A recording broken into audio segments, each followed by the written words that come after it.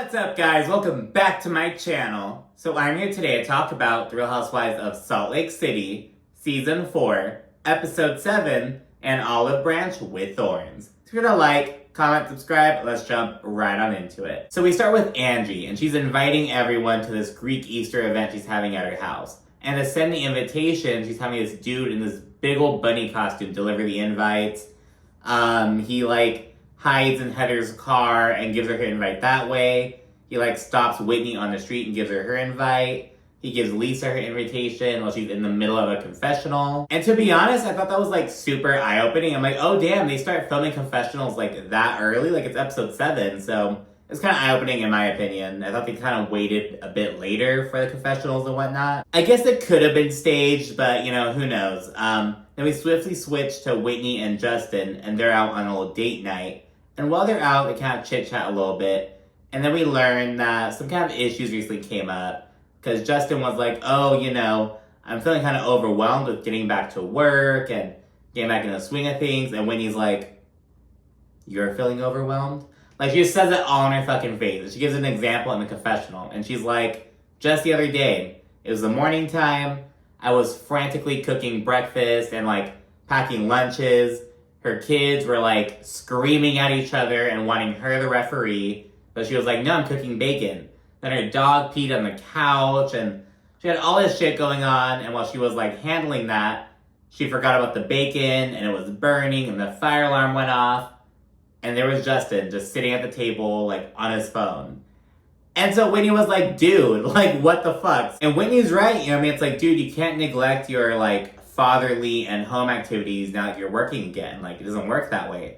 And Whitney, she's working herself, but Whitney and Justin do very much have two very different schedules. A couple episodes ago, Whitney was like, oh, Justin, you're gonna be picking the kids up and dropping them off at school, blah, blah, blah. It's well, Whitney, you can do that.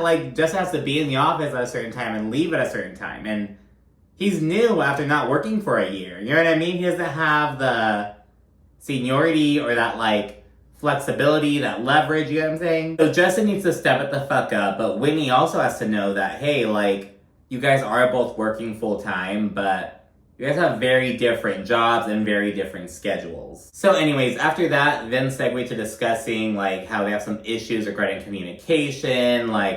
Justin, he kind of isn't being active and trying to communicate. And this bothers Whitney. And Whitney's I want you to make more of an effort. I don't want to be the one initiating these conversations. Justin's well, it's kind of how I don't want to be the only one initiating sex. And Whitney's these aren't the same things. But wasn't it just last season when Whitney was telling Justin that she needs more sex? Wasn't that just a topic of conversation? So yeah, we're kind of getting a glimpse of some of their marital issues. She mentions that she was upset that he wasn't wearing his wedding ring, so she took hers off, and it's, around New York City, how Uba and Jessel, they were yeah, Pavi doesn't wear his wedding ring, it's not a big fucking deal. It very much depends. It's a big deal to some people, to other people it's not much a big deal.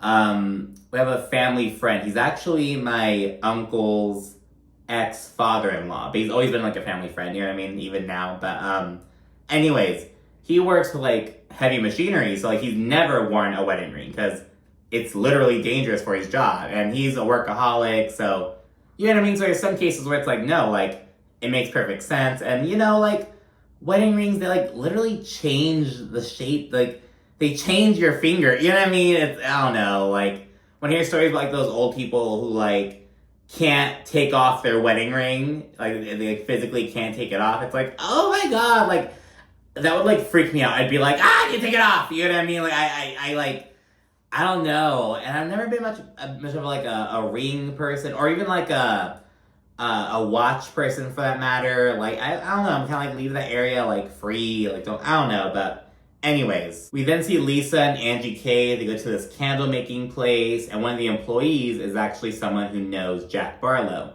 So she goes up to Lisa. She's oh, are you Jack's mom? I'm really good friends with him, blah, blah, blah. And the girl confirms, yeah, I knew about Jack's mission before you did, after Lisa asks. And Lisa's oh my gosh. She's how are other people knowing about what my son's up to before me? And, you know what I mean? Like, there's people online being like, oh, why do I feel like Jack doesn't really feel Lisa? Why do I feel like he's not, like... But I mean, like, he's also, like, at that age in general, but, I don't know if I've said it before, you know what I mean? I feel like the path that Jack is going down, Lisa's kind of an outlier to that. So I feel like, you know, if he goes far deep enough, yeah, I mean, he may kind of feel a disconnect with Lisa eventually, but who knows? It's all speculative. But anyways, while chatting, Angie confirms that she invited everyone to the Easter event except Meredith, because, you know, she's just like, at this point, like, it's just so nasty between us. Like, I just don't want that energy.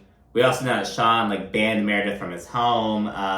But yeah, and Lisa, she's like, I'm trying to move forward with Meredith and make progress, but she dislikes what she did to Angie. Lisa then says that Monica and Meredith are equally as bad, though, because to Lisa, it's like Angie has all this energy for Meredith, but she's like, girl, what about Monica? Like, you're so close to Monica, though. Like, what the fuck? And she tells Angie about how Monica was saying that, oh, all these little boyfriends, all these gay guys around Salt Lake City, they're bragging about having sex with him. And, you know, Lisa tells Angie that Monica's lying about her husband, and she just doesn't think that she should be invited. She's like, this is an Easter event. Like, why are you inviting this energy into your home, blah, blah, blah. And as Lisa's saying that Monica's not Angie's friend, Angie's beginning to kind of grow a little bit wary of her. But yeah, we'll see more of that in a little bit. But first, we see Mary confronting her son on the marriage rumors. And Robert Jr., it's like, he and Mary are just so weird. It's like almost cute to watch. It's like, they're just both so quirky, just oddballs. It's just like, oh, like the mother and the son, they're just so weird. Like, you know what I mean? I don't know. Like, they're so awkward almost. When Mary asks him, like, why am I hearing that you're married? Are you married? He's like, kinda. I went to the courthouse. Just kind of like mumbling, he has his hand in his face. I'm like, oh my god. It was so funny. It just reminded me of one of my brothers, because he went through a big, like, antisocial kind of phase. He grew out of it later on. He's 23 now. But yeah, when he was like 10, 11, very much, like, it was kind of giving me those vibes. And Mary's son, he's like 21 years old. No, I think he's 19.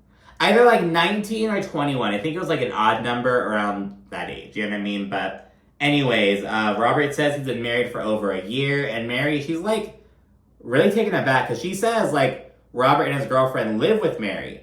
But she doesn't really see them that often because they kind of live in these different wings. I'm like, oh my god, come on, bitch, these different wings. Like, okay, girl, like I'm sprawling estate and shit.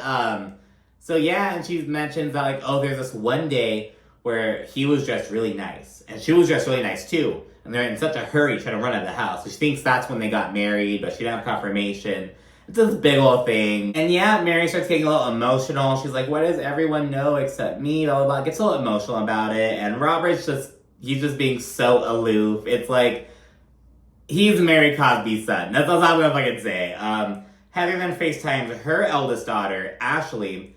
She just returned to Santa Barbara from spring break down in Cabo. And Santa Barbara has a special part in my heart. My ex-best friend, I think she still lives there. She went to college up there. I went and visited her for like spring break and whatnot. I partied up there. It was like, it's so beautiful. It's not very big to be. Santa Barbara is like so tiny, but so cute. You know what I mean? And then we have Montecito, which is where like Oprah lives and all, like, you know what I mean? It's a very beautiful area. But yeah, and Heather tells her about how Jack Barlow's deciding to go on a mission, and Ashley's like, oh wow, like I did not see that in the cards for him, but you know, if that's what he wants to do. And they both kind of speak on how, you know, like Mormonism, there's such like a cultural aspect to it. And Heather says that, like, she sees all of Ashley's friends from high school and they're all either like married or pregnant. And meanwhile, her daughter's out in Santa Barbara in a string bikini, and Heather's like, oh, thank God. You know what I mean? And Heather says she feels like her daughter's living the life that she would have lived if she did not grow up being Mormon. So I can really see that Heather's very proud of the life that her eldest daughter is living, and it's really cool to see. They also discuss how, you know, it seems like Jack can be doing it for like ulterior motives. It's like, oh, all my homies are going. Like, yeah, fuck it. Like, all my homies are doing it. You know what I mean? But it's like, Or he hasn't even read the fucking scripture he's gonna be preaching yet. He's in the process of reading. And I'm sorry, it's like, that is very telling. Read the fucking book, the scripture that you're gonna be like, what? Who the fuck? Like, it's like, I think they hit it on the head. It's like, there are these like ulterior motives almost. These other like, not incentives, but like reasons for doing this. But yeah, we then see Mary have Meredith over at her house, and she tells her a little bit about the conversation she had with Robert Jr. She just had the conversation as well. Mary's wearing the same thing she was wearing earlier. She's wearing a little cute pajama set. And little side note, I really want to buy pajama sets like that, like the matching top and bottom, the long sleeve, because I'm very much like, sleep in an old shirt and some basketball shorts. So I'm like, no, bitch, I want to wear fancy pajamas. So I'm going to start getting on that this year. Mark my words.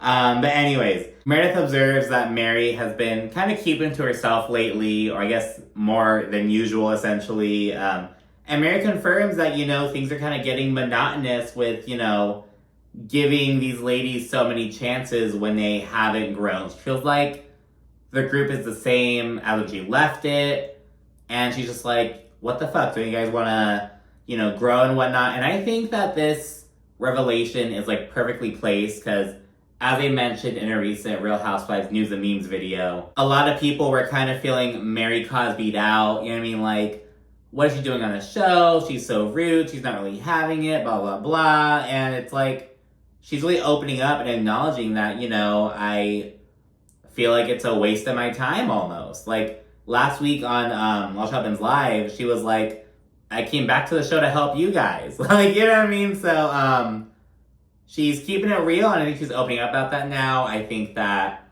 this is a wise decision, kind of like, all right, you have Mary back, see Mary, then kind of people get kind of sick of her a little bit, and now we're seeing this like, she's sharing her other perspective. She's kind of sharing where she's standing. So he's kind of giving the audience a moment to kind of like reconnect with her. We also didn't see a whole lot of Mary in this episode. So yeah, I think that is kind of giving people a chance to reset. So we'll see, you know what I mean? They then chat about the Angie situation, all the rumors and whatnot, before Mary brings up the upcoming Easter party, which Meredith was not invited to. But Meredith has plans to attend the GLAAD Award in LA instead anyway, so she's like, it's fine, I wasn't gonna go anyways. I have these other plans. Mary also says that, if you're not going to go, I won't go. Like, it's not really worth it. Mary says that she needs to see change from them before she moves forward. And, both she and Meredith call them exhausting, basically. So yeah, then we see Angie and her family. They set up for their Greek Easter event. And her family rolls in. And we have a priest there as well. We learned some background. We learned that Angie's father became a widower at 44 years old. He and his wife had 7 children together, so it was a lot. He's a first-generation immigrant from Greece as well, so, she kind of really opens up a bit more. People weren't really feeling Angie earlier this season, and one of my episodes, I was like, Angie's gonna have to fucking fight for her spot here, bitch. She's like, you're not gonna invite me on the trip? I'm showing the fuck up anyways. You're not going to this event? I'm showing up as their +1. Like, she was relentless, and she fucking made her mark. She got on the show, and I'm starting to, think it's looking up for her a little bit. I think Angie is putting her best foot forward in this episode. I don't know, girl. I'm just saying. So yeah, the other women begin rolling in with their families. I believe everyone brought their partner and their children, except for Heather. She didn't bring her kids or anything. A little bit later, I see everyone kind of pouring in, chit-chatting, whatnot. Monica's mom and Angie's dad have a little moment. They're introducing to each other. And Monica's mom is like, oh, okay, maybe this could work out. And Monica's like, no, fuck no, never. Disgusting, not gonna happen. I am not gonna be Angie K's stepsister, bitch. So yeah, then later on, Angie, she gives a speech. And she's like, oh, I'm just so inspired by the story of Christ. Because everyone hated on him. And, he was crucified, but he rose again, and kind of just saying this big old story. And Heather and Whitney, they kind of clocked that, is Angie saying that she's Jesus? It was reminding me of that one scene from Tamara's baptism with Vicky Gunvalson. Yeah, that was a little moment with Angie. People then begin chowing down. The food looks great, to be honest. Then we check in with Meredith at the GLAAD Awards real quickly. Just a quick little peep in. And afterwards, we see Heather approach Lisa. And, she asked about why Lisa was so triggered by Heather having Angie K over to her house. And Lisa's basically like, it's because when I was going through hell, when I was getting dragged through the mud, I had no one in my corner. I had no one to support. And Heather finds this odd because she's like, I thought we've been good. I didn't know you had this dark cloud looming over your head. What the fuck, dude? So there's that. But Lisa says, no, we're still good because we're keeping things surface. So she says that. And in turn, Heather's like, well, I thought that we were deeper than that. And she brings up how, she was the last to find out about Jack's mission, and how Lisa obviously felt uncomfortable talking to her about it. And, she confirms, I just don't want to talk about this with you. And I feel like we've had different experiences with Mormonism, and I just don't. Basically, she's like, I don't want that energy. I don't want this energy to surround me and my son and his pursuits and whatnot. Lisa wants to focus on supporting Jack. But Heather's whole thing is I just want to offer the full picture, the good, the bad, the ugly, just kind of say what's up. But Lisa's whole thing is we're not the same, essentially. And Heather straight up says, our Mormonism is the same. It's black and white. But I get what Heather's trying to say. I mean, we're both are subscribing to the same church, essentially, but from jump, their methods of doing so have been very different. You know what I mean? So Lisa, I think she mentioned that her mom converted to Mormonism when Lisa was 5 years old. She grew up in New York City until she was 17 years old. Then she moved to Salt Lake City and chose to go to BYU, all that stuff. Well, BYU isn't in Salt Lake City, it's in Ogden, I believe. But you know what I mean? It's all in the same fucking area. It's the Salt Lake City Ogden corridor, whatever the fuck, bitch. She moved to Utah. Well, Heather was born to a long line of Mormons, people very proud of being Mormon. She was brought up to lead that lifestyle. She went on a mission. She said that BYU was the only acceptable school, because that's the only Mormon school. The only acceptable university for her to go to. She was wearing the garment, she was married in the church, all that stuff. Lisa's mentioned that she doesn't go to the pretty buildings, the temples, because she doesn't feel worthy.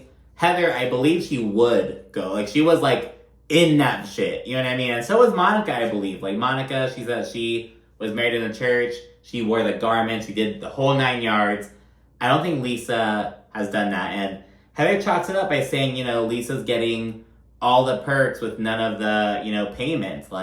She doesn't have to put in and really truly live her life and lead, according to the Book of Mormon, but she can still claim Mormonism. You know what I mean? And, but Lisa's been all about that from the beginning. Fucking season 1, episode 1, I am Mormon, I have a tequila company, get over it. You know what I mean? So she's never, pretended not to be that way. So it's you guys are both part of the same religion, but it's your stories are not the same. I can't deny Lisa's point with that.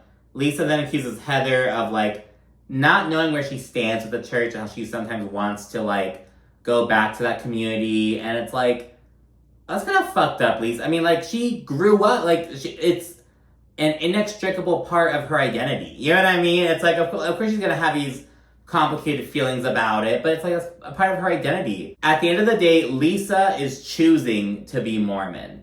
Heather was born into it. It was never a choice for her. Well, now it's a choice because she chose to step back, but you know what I mean? She was born into it. But anyways, with this going down, Heather's then I would never undermine Jack's decision. I would never shit on you as a mom. And they essentially agreed to move forward and just leave this off the table. We can move forward, we can be cool, but this is not a subject for discussion. They don't even table it. Lisa straight up this is off the table, bitch. This is in the trash. You know what I mean? So that's it for now. You know what I mean? But props to Heather for saying her piece, I guess.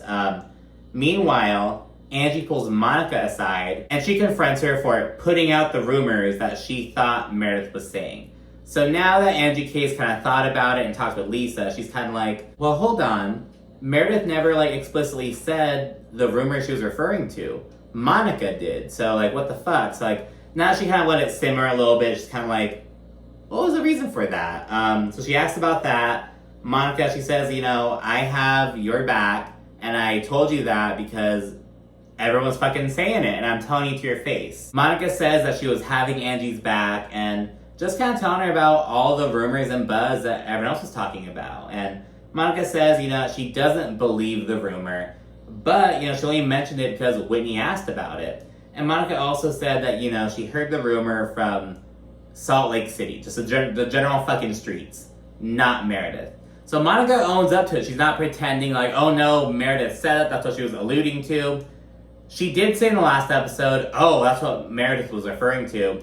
But now she's kind of saying, well, no, that was kind of just like, I thought she was referring to that rumor. Meredith referenced general rumors about Angie and her husband. Monica mentioned that specific rumor, and she did it on camera. So there's that difference. A lot of people are still kind of like, Meredith knew what she was doing, like pulling that shit, like saying it without saying it is just as bad as actually saying shit to some people. I don't know. Like, I do agree that Meredith's hands aren't fully clean. But my girl Monica, she's being messy and she knows it, but I'm not mad at it. Monica then says that she's heard the rumor for years and, that's just been flying around general Salt Lake City and it's nothing new. And Angie's whole thing is like, look, like, we've all heard rumors about each other. I've heard rumors about you, but I would never bring them up. And this makes Monica, she kind of responds to being like, oh, well, say it all then. What do you have to say? Like, yes, I'm divorced. Yes, I had an affair. Yes, my house is in foreclosure. Blah, blah, blah. Like, listen, all these things. Like, what do you have? She basically the type to, like, put it all out there so that way you can't, like, pull a sneak on her. You know what I mean? She's like, no, like, I'm laying it all the fuck out there, bitch, so you can't use anything against me. And Angie's like, okay, you're getting elevated. Let's tone it down. But Monica says, everyone's shit-talking you, but I'm the only one with the balls to say it to your face. And that's why you're upset with me. Monica's mom, Linda, who's been just sitting there and watching like a fucking bird, just like, she joins the conversation and attempts to mediate. And it's so unnecessary, to be honest. And Angie's very polite about it. She's like, oh, we're just having a conversation that I would really like to wrap up. And, she says, we're not arguing, we're just, working this out and just kind of want to wrap that up. Just kind of politely asking Monica's mom to kind of like butt out, essentially. It was very unnecessary. And Angie attempts to kind of move forward with the conversation, but Monica is pissed at this point, and she's pissed with her mother specifically. And, Angie ultimately maturely ends the conversation. She's like, you're obviously upset, like, we're not really gonna get anywhere, it's kind of ended there. But Monica and Linda still keep going at it, and she's popping off and kind of calling her mother out for the way she's treating her, and how she's pestering her, essentially, because her mom keeps talking to her in Portuguese, telling her, oh, go to the restroom with me, like, trying to, like, take her to the bathroom so she can kind of tell her what's up, and like, calm the fuck down, but Monica's like, I'm not going to the restroom with you, and she kind of pops off on her. Angie K on the side, she's like, oh, I would never talk to my dad like that. And then Lisa, she's like, oh, I would never talk to my mom that way. Everyone has different relationships with their parents, everyone has different dynamics, and I don't think that's a fair comment to make, but whatever. And yeah, Angie and Sean, they attempt to calm the situation down, because Monica and her mom, Monica's mom isn't like firing back at Monica. Monica's just talking shit to her mom, essentially. And Monica's mom just keeps being annoying. Monica ultimately removes herself. She goes to a couch in another room. And after Monica kind of leaves the situation, Linda goes up to Angie and Sean, the host, and she apologizes. And, then there's a little, like, Greek money dance moment. They're doing, like, opa, again, dancing. And Angie has all these ones, and they throw it. It's like a tradition kind of thing, I guess. Linda then goes sits by Monica, and Monica starts going on about how her mom, like, shows no concern for Monica, basically. Monica says that moments like this remind her of how she doesn't want to be with her own children, and that's really important, you know what I mean? Like, you have to, like, turn the bad into a lesson, you know what I mean, and apply it, but besides the point, Linda thinks this whole thing is funny, she kind of thinks Monica's being super dramatic, and Monica then storms the fuck off. She tells her mom to find her own ride home, and I'm like, damn, it's kind of fucked up. But again, it's like, it's the era of Uber, bitch. Like, call it damn Uber. You're in Salt Lake City, damn it.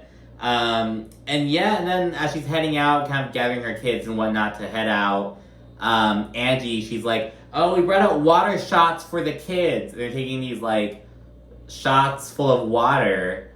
And I'm like, that's not cool. I know it's water-based, that's not cool. You know what I mean? Like, I'll tolerate drinking, like, sparkling apple cider out of, like, a glass. You know what I mean? But I'm, like, taking water shots. Like, that's not cool. I'm sorry, that's not. Angie asks if Monica wants to chit-chat before she heads out. But Monica, she's like, no, I don't. And she says that, you know, she feels like little Monica. She's, like, you know, taken back to that. And she says that she really wishes that she had a better relationship with her mother. And she even admits that sometimes she wishes she had a different mom. So she really opens up about that. You know, issues with parents, they're complicated. You know, everyone has different. Every parent's just a regular, everyday person who happened to create another everyday person. You know what I mean? And it's hard to kind of keep that in mind and kind of wrestle with our own, like, expectations. But it's also important to, like, you know, call people out when they're wrong. You know what I mean? Like, and from last week with Monica's mother, when she was like, oh, like, give me some respect. We're not equals. You guys are both grown-ass women doing your damn thing. You guys are equals. You know what I mean? Like, I don't subscribe to that whole, like, oh, like, you can't talk. Like, I do believe in respect, but I also believe in, like, honesty. You know what I mean? And you have to be receptive and open to that for a healthy dialogue and a healthy relationship as two adults. Like, I'm very much a believer of, like, you know, if you don't like something your parents doing, tell them. Like, I'm a grown-ass person, you're a grown-ass person, like, we should be able to handle that, you know what I mean? But Monica's mother does not seem to, like, be of that mindset, of that variety, so yeah. And this isn't saying that, like, Monica's perfect, Monica's mom sucks, none of that shit, but it's like, you know, I understand where Monica may be coming from with some of this sentiment. You know what I mean? And in fact, Monica's mom going and apologizing to Angie K and her husband, it almost reminded me of Dorothy on Real Housewives of Potomac, Candace's mom, when she would, like, go and chit-chat to Mia and kind of give her all this tea and kind of talk shit with her at Candace's event. And it's like, Mia's Candace's enemy, what are you doing? And it's not exactly the same. I can kind of get her being like, I'm so sorry for my daughter's behavior, but it's like, you have to support your daughter. You know what I mean? Like, you have to, like, be supportive. I don't think she should have intervened in that conversation in the first place. Girls, Real Housewives. Of course, it's going to get heated, but it got a lot more heated after she butted her nose in. You know what I mean? And yes, that's the end of the episode. After the episode aired, some social media back and forths broke out between Monica and Lisa and Angie. Just like the standard shit, Lisa and Angie kind of pushing back in some of Monica's commentary. They were saying, oh, you were causing a scene and fighting with your mother in front of your children. But Monica was like, it wasn't in front of my kids. Look at the stills, look at the footage. Like, my kids weren't anywhere in the vicinity when that was happening.